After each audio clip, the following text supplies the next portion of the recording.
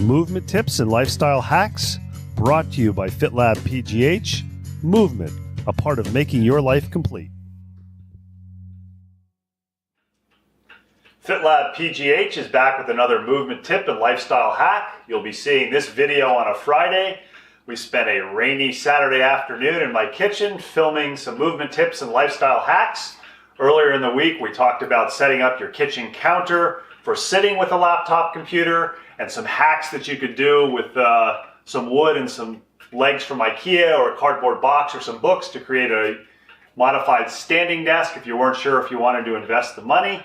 One of the things that I've found after using a standing desk for a while is even though the Slump Monster doesn't come, I have a tendency to stand maybe at the computer, cocked to one side, cocked to the other side, locking my knees.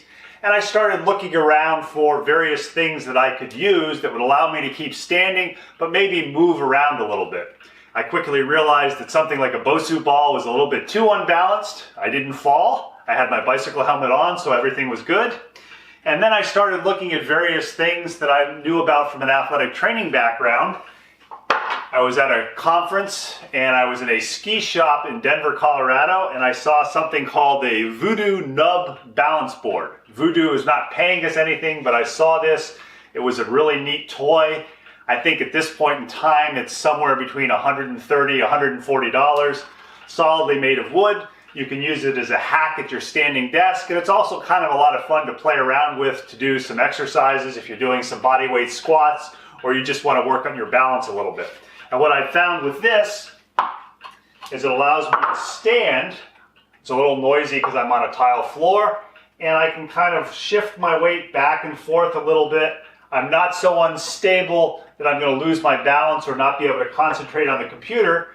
And it prevents me from standing in that hip cocked position or other positions that maybe aren't that good. So I really like this. I found because I have relatively large feet that maybe it was a little narrow front to back. So what else could I have?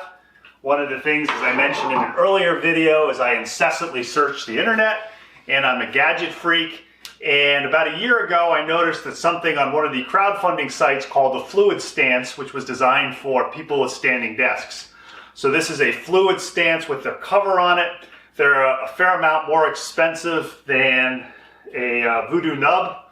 But if you find that you like the Vew-Do nub, you'd like a little more space under your feet, this works really well. I've actually got the cushion that they also sell because, again, as I said, I'm a little bit of a gadget freak.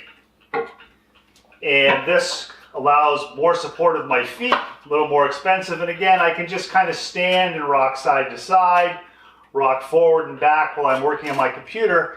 And although I'm still on my computer, I'm still relatively sedentary, I can be somewhat mobile and not stationary. So it kind of keeps me moving a little bit, reminds me not to get into Slump Monster position, reminds me not to knock my knees.